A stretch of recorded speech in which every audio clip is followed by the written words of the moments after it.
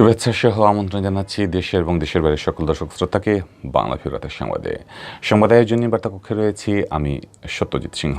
বিস্তারিত সংবাদের শুরুতেই জানিয়ে দিচ্ছি লতিফ ট্রাভেলস সংবাদ শিরোনাম।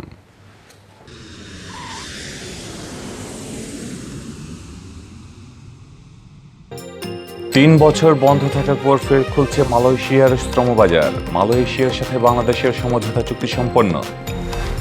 সিলেটের নগরী থেকে বৃদ্ধের লাশ উদ্ধার, মৃত্যু নিয়ে রহস্য। মুমেন ফাউন্ডেশনের উদ্যোগে শীতার্তদের মধ্যে শীতবস্ত্র বিতরণ, অসহায়দের সাহায্যার্থে বিত্তবানদের এগিয়ে আসার আহ্বান সেলিনা মুমেনের।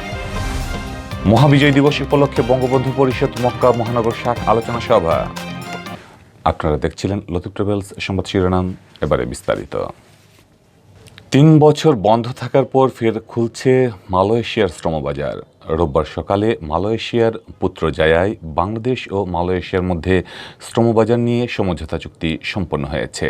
এর মধ্যে দিয়ে দক্ষিণ পূর্ব এশিয়ার দেশটিতে বাংলাদেশিদের জন্য শ্রমবাজার ফের চালু হলো। মালয়েশিয়ার পক্ষে দেশটির মানব সম্পদ মন্ত্রী দাতুকু সেরি এম সারাভানান এবং বাংলাদেশের পক্ষে প্রবাসী কল্যাণ মন্ত্রী ইমরান আহমদ চুক্তিতে সই করেন। সমঝোতা স্মারক সই করতে ভোরে মালয়েশিয়ায় পৌঁছেছেন প্রবাসী কল্যাণ ও বৈদেশিক কর্মসংস্থান মন্ত্রী ইমরান আহমদ। মালয়েশিয়া নিযুক্ত বাংলাদেশের হাইকমিশনার মোহাম্মদ গুলাম সারোয়ার বিমানবন্দরে মন্ত্রী ইমরানকে স্বাগত জানান।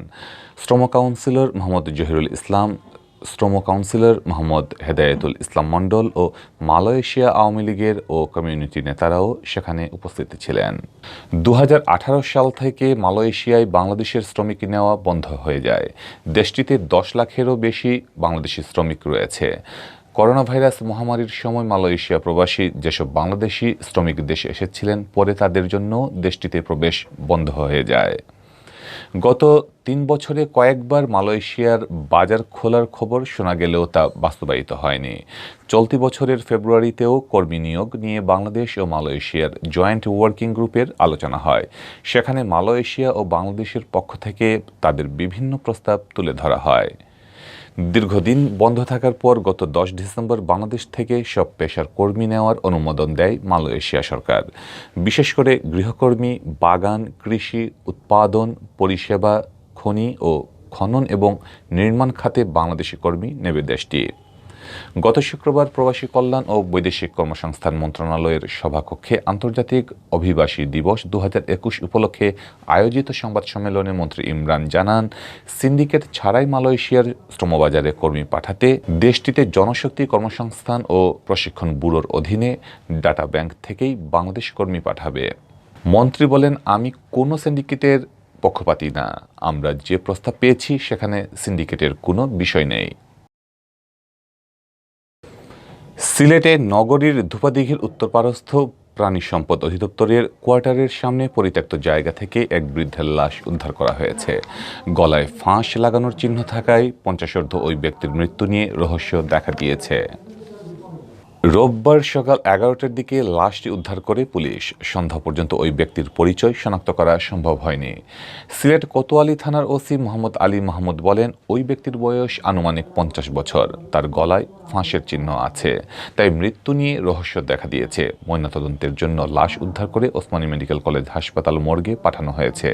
ময়নাতদন্ত প্রতিবেদন পাওয়া গেলে মৃত্যুর প্রকৃত কারণ জানা যাবে। মহান বিজয় দিবস ও স্বাধীনতার সুবর্ণ জয়ন্তী উপলক্ষে মুমেন ফাউন্ডেশন উদ্যোগে সিলেটের সদর উপজেলার জালালাবাদ ইউনিয়নের অসহায় ও সুবিধাবঞ্চিত মানুষের মধ্যে শীতবস্ত্র বিতরণ করা হয়েছে। রোববার সকালে পুরান কালারুকা আদর্শ উচ্চ বিদ্যালয়ে শীতবস্ত্র বিতরণ করা হয়। পররাষ্ট্রমন্ত্রী ডক্টর এ.কে আব্দুল মোমেন এমপির ব্যক্তিগত তহবিল থেকে ফাউন্ডেশনের মানবিক কার্যক্রম চালানো হয়ে থাকে। জালালাবাদ ইউনিয়নের নবনির্বাচিত চেয়ারম্যান ওবায়দুল্লাহ ইসহাকে সভাপতিত্বে শীতবস্ত্র বিতরণ অনুষ্ঠানে প্রধান অতিথির বক্তব্য রাখেন মুমেন ফাউন্ডেশনের চেয়ারম্যান ও পররাষ্ট্রমন্ত্রীর সহধর্মিণী সেলিনা মুমেন। তিনি বলেন, শীতার্ত মানুষের প্রতি সমাজের সামর্থ্যবান এবং বিত্তশালীদের সাহায্য ও সহানুভূতির হাত সম্প্রসারিত করা প্রয়োজন। নিঃস্বার্থভাবে বিপদগ্রস্ত মানুষের সাহায্য ও সেবা করাই মানবধর্ম।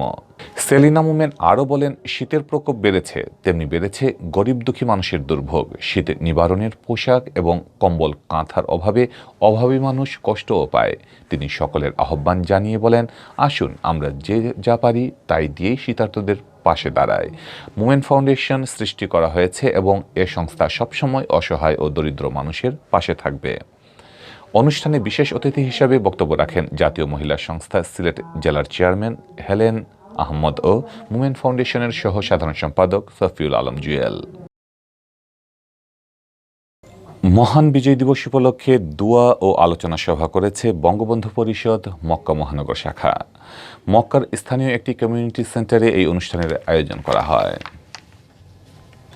মোহাম্মদ খোকন তালুকদারের সভাপতিত্বে এবং মোহাম্মদ গিয়াস উদ্দিন ও সাইদ খোকনের যৌথ পরিচালনায় অনুষ্ঠানের প্রধান অতিথি ছিলেন জেদ্দাস্থ বাংলাদেশ কনসুলেটর কাউন্সিলর মোহাম্মদ আজিজুর রহমান। বিশেষ অতিথি ছিলেন মক্কা বঙ্গবন্ধু পরিষদের সাবেক সভাপতি আহসান হাবিব, শ্রমিক লীগ মক্কা মহানগর শাখার সভাপতি শেখ মোহাম্মদ লিটন, সুহাগ গাজী, আসিকুল মুন্সি, জাহিদ, মিজান, মোহাম্মদ শুক্কুর ও মোহাম্মদ জসিমউদ্দিন। এই ছিল এখনকার মতো সংবাদ। পরবর্তী আঞ্চলিক ভাষার সংবাদ দেখার আমন্ত্রণ জানিয়ে বিদায় নিচ্ছি। সাথে থাকার জন্য ধন্যবাদ।